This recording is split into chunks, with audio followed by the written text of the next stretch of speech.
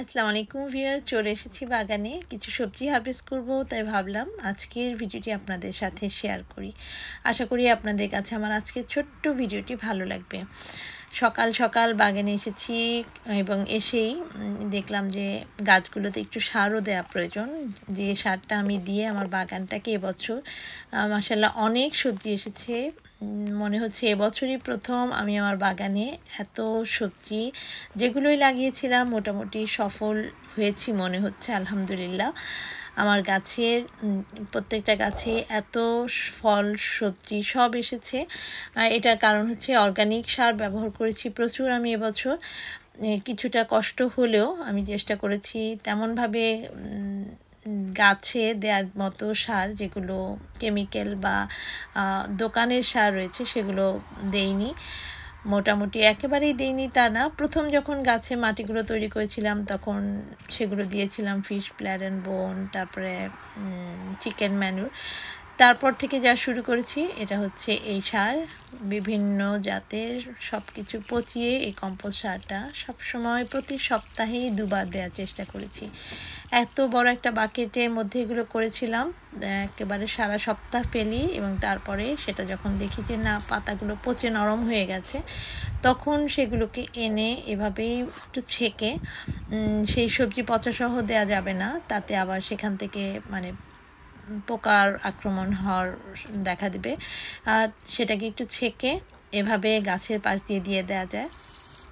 এর ফলে আমি দেখেছি আমার বাগানে এত গাছে তো আর সার দেওয়া সম্ভব না, লিকুইড সারটা দেওয়া পসিবল।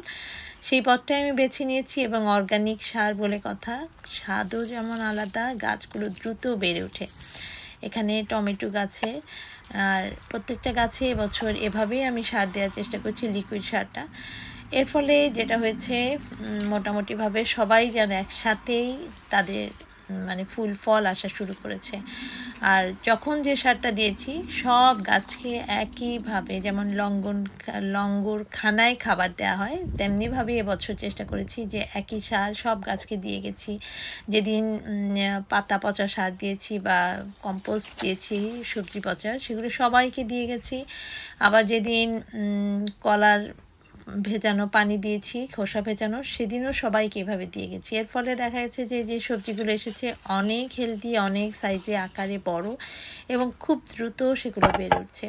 এখানে দেখে বোঝা যাচ্ছে এটা একটা ক্লোজেট, কিন্তু এত বড় সাইজে। এটা আর কোনো কারণে, এটা কোনো আমি হাইব্রিড যে বীজগুলো পাওয়া যায় সেগুলো দেইনি। সে কারণেই অর্গানিক সারের যে একটা উপকারিতা রয়েছে, আর এর স্বাদ তো অতুলনীয় একেবারে। এই ক্লোজেটগুলো খেতে লাউয়ের মতো। যখন অর্গানিক সারটা ব্যবহার করা হয় মনে হয় যে যেন কোনো, যেমন আমাদের দেশের চাল কুমড়া বা লাউ খেতে যেমন হয় তেমন। এখান থেকে বেশ কিছু বড় হয়ে গেছে, আর যখন সবজি আসে তখন অবশ্যই বেশি বেশি করে হারভেস্ট করতে হয়। এর ফলে গাছে কিন্তু বেশি বেশি করে আরও সবজি আসে। আমরা যদি বেশি দিন রেখে দিই সবজিগুলো গাছে, তখন সবজি গাছটা মনে করে যে তার প্রোডাকশন করার আর প্রয়োজন নেই। আর যখন আমরা সেটা হারভেস্ট করি তখন সে আরও চেষ্টা করে প্রডিউস করতে। এজন্যই হারভেস্ট করাটা খুবই জরুরি।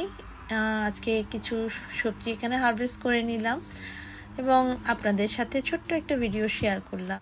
আমার লাউ হারভেস্ট করারও সময় হয়ে গেছে, তাই ভাবলাম আজকে যেহেতু এগুলো করেছি আবার এটা হয়তো নেক্সট ডেতে করে ফেলবে। এই সপ্তাহে আমার অনেকগুলো লাউ হারভেস্ট করার মতো উপযোগী হয়ে গেছে।